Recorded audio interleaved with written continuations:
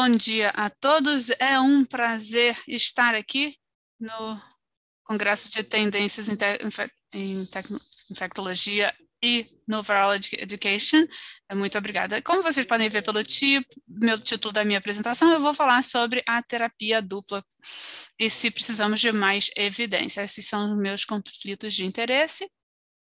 E aqui são os desafios que a gente pode listar em relação ao uso de TTG mais 3-TC em pacientes virgens de tratamento. Se é durável, em longo prazo, se a eficácia em pacientes com alta carga viral e contágio CD4 já foi comprovada, e os marcadores virais mais sensíveis, por exemplo, um alvo não detectado, se a frequência dos blips é a mesma com o DTG mais 3-TC e outros esquemas com DTG mais com 3 drogas, e se o tempo até a supressão é o mesmo, se a barreira resistência do DTG mais 3-TC é alta, a segurança, a tolerabilidade, o que nós sabemos nisso no contexto de gestantes, mulheres e na coinfecção com TB.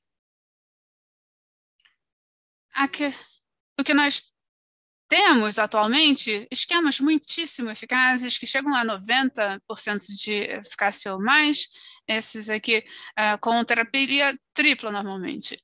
E a gente espera que no futuro, a gente não precisa ter esquemas que vão ser mais do que 94, 95 de resposta. Não é isso. O que a gente quer é facilitar a vida do paciente.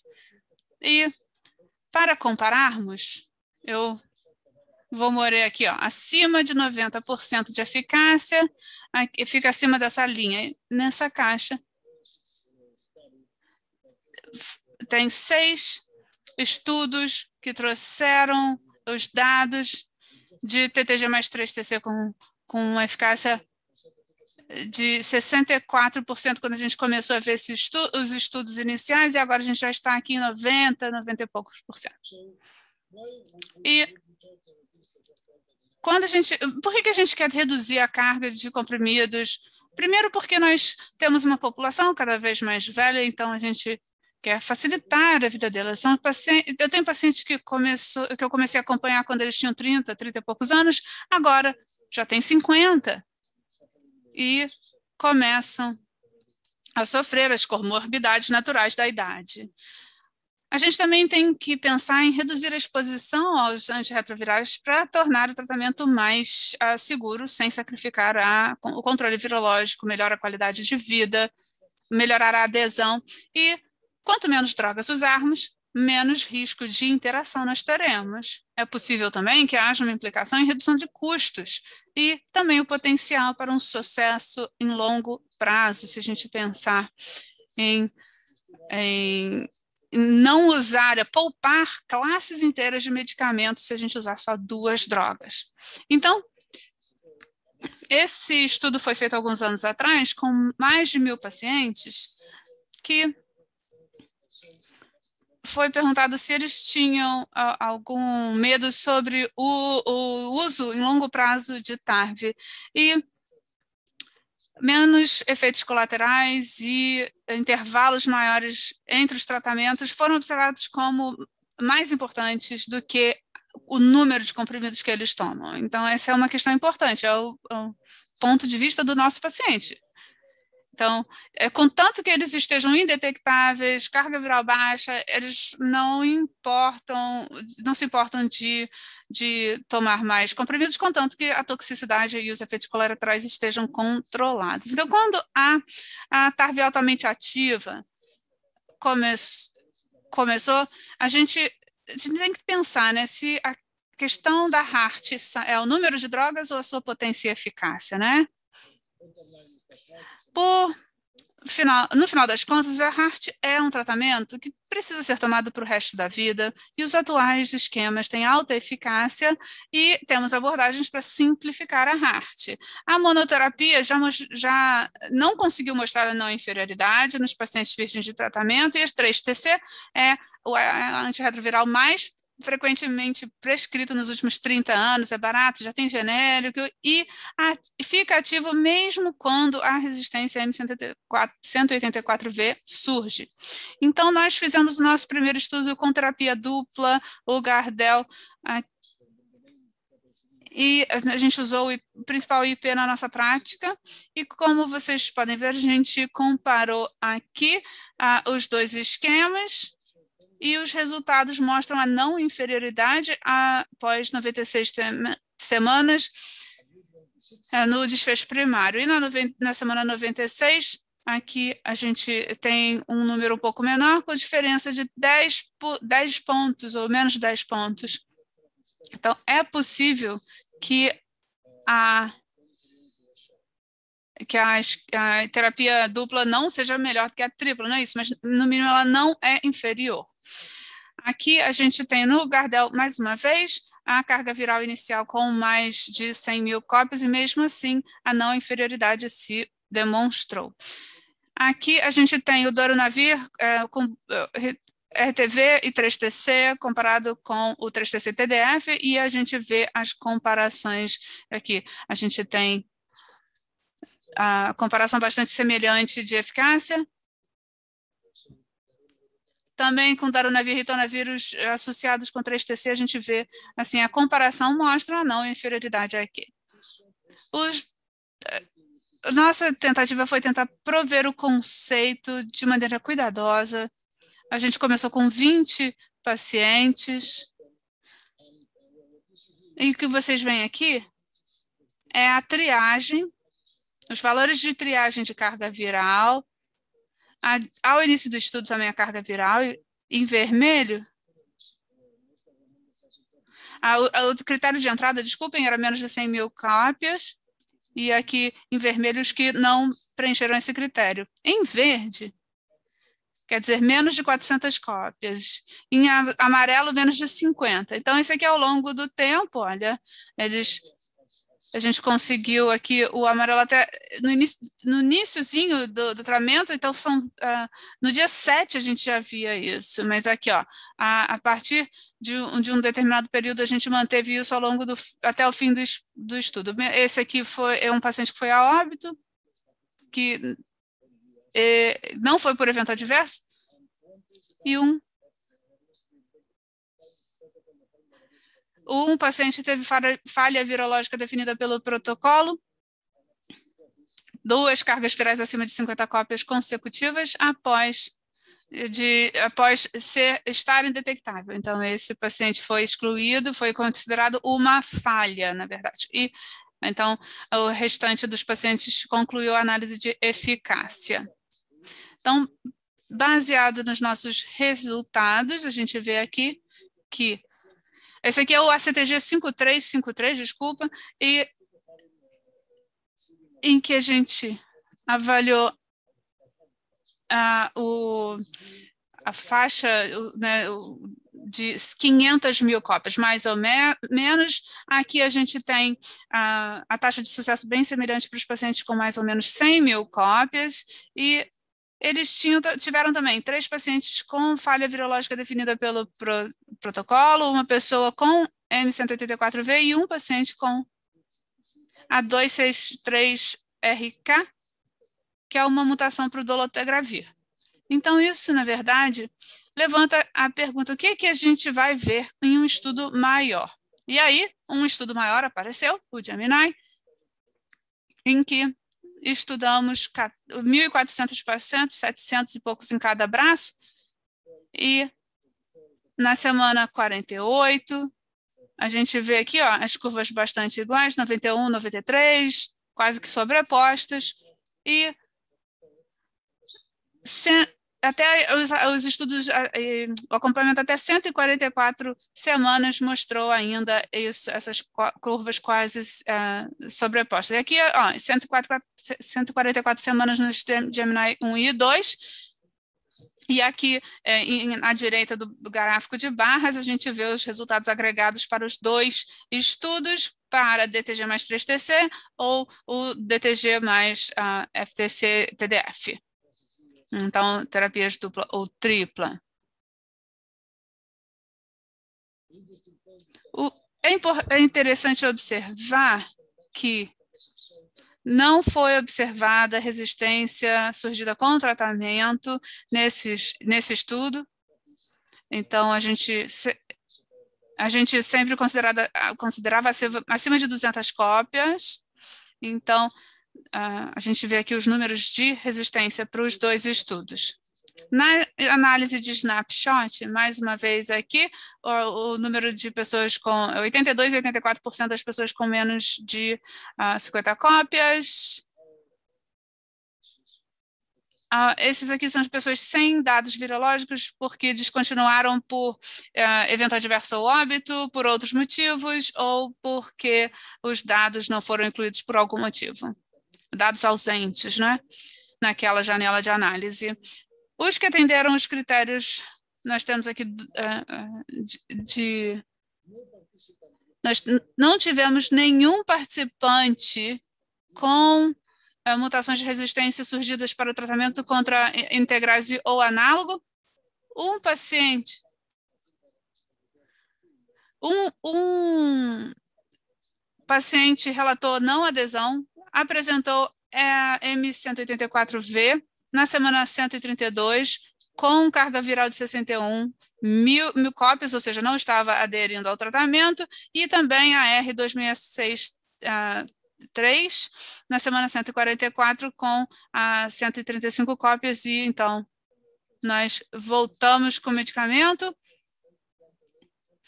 mas havia uma alteração de 1,8 vezes na suscetibilidade ao dolutegravir, e a gente, então, conseguiu a supressão depois da troca para DTG uma vez ao dia e mais daruna com cobicistat depois da semana 144. Quanto à segurança, ganho de peso corporal e a resposta virológica, de acordo com os dados ao início do estudo, houve um menor risco de eventos adversos na terapia dupla com a tripla, então 20% a 27% de risco relativo. Houve mais ganho de peso na terapia dupla do que com a tripla, provavelmente por causa do tenofovir aqui, que ajuda a reduzir o ganho de peso ponderal. Então, a gente vê essa situação de mais ganho de peso na terapia dupla que testamos. E a média foi de 3,7 quilos comparada a 2,4 quilos no grupo, então, da terapia dupla comparada com a tripla. No que diz respeito à análise dos subgrupos, como vocês podem ver, mais carga viral não influencia os resultados, mas em pacientes com a carga viral maior que 200, com CD4 mais de 200, a gente vê aqui alguma diferença quando o CD4 está menor ou igual a 200. Aqui, então, tá vendo? Ó?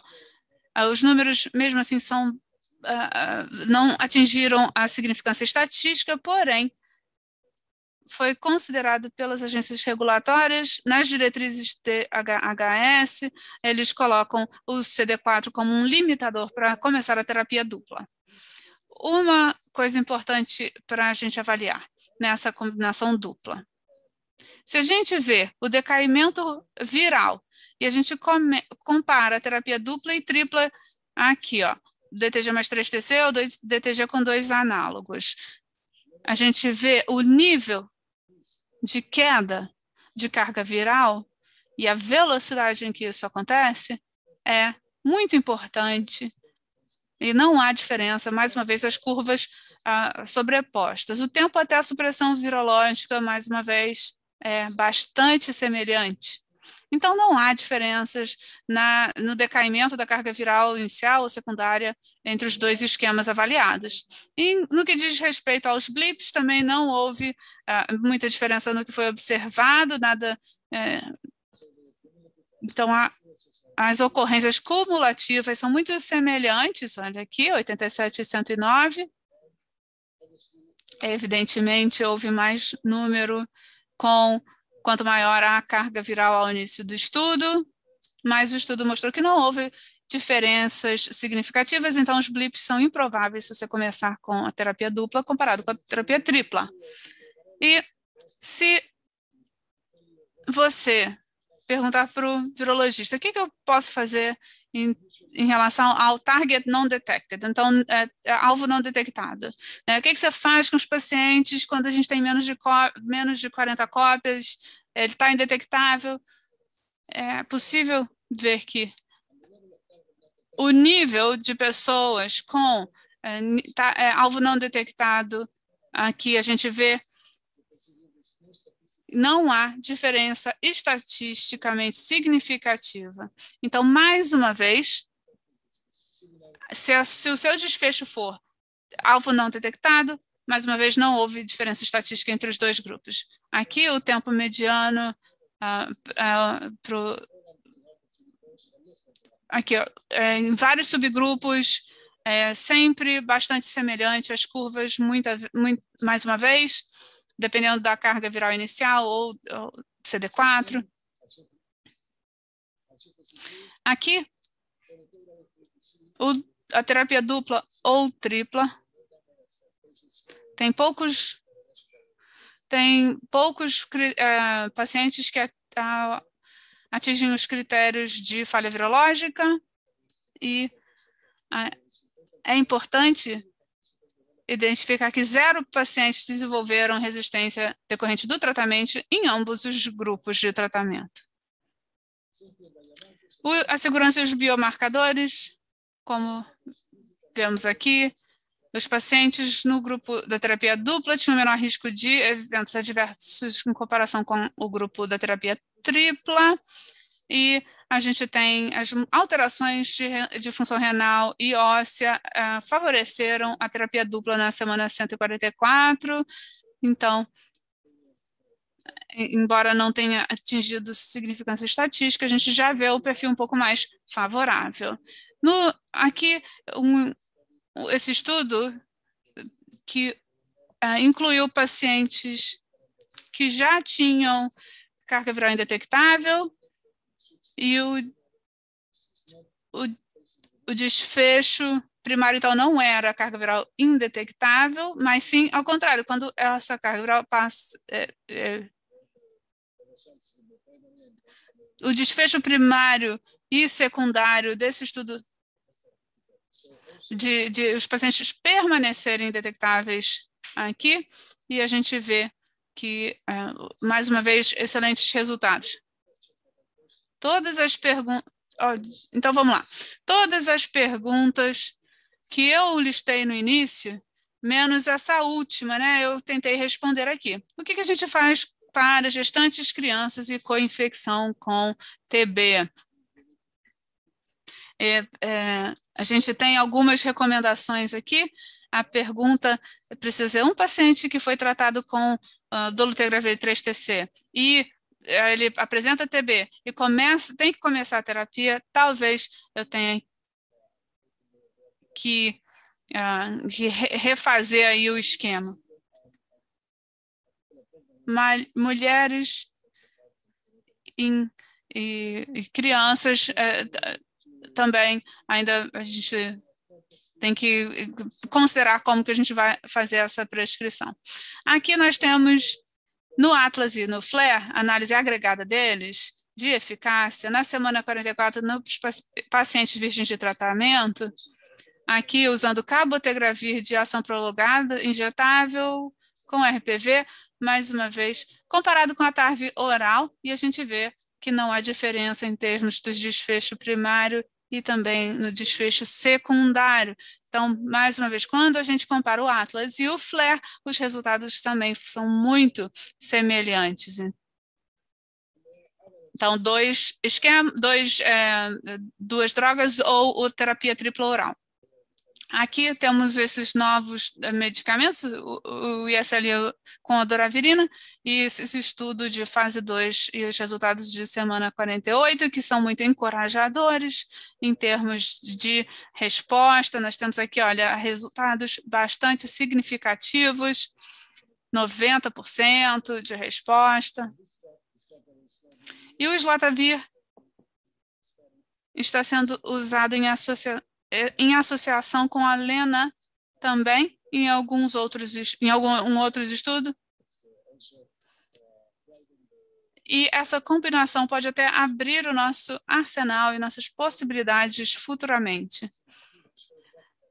Então, a gente vê que o DTG mais 3TC tem rápida e potente atividade, alta barreira resistência, se liga bem ao inibidor da integrase no tipo selvagem, não tem interações significativas, tem uma longa meia-vida, muito bem tolerado, e também não teve muita variabilidade na exposição, como a gente viu em alguns dos estudos que foram feitos. Para concluir, o esquema duplo são desafios. A terapia dupla está desafiando nosso paradigma de 3 drogas em esquemas TARV. Nós temos dados muito fortes para DTG mais 3TC e também a troca com DTG com rilpivirina. Esse aqui foi um estudo que eu não mostrei, infelizmente, por causa do tempo. Nós temos também dados para um IP com booster mais 3TC, tanto para os virgens de tratamento ou na troca. E é claro que para isso a gente tem que ter o teste de resistência inicial, saber se há uma co-infecção para HBV, esse tipo de informação é importante.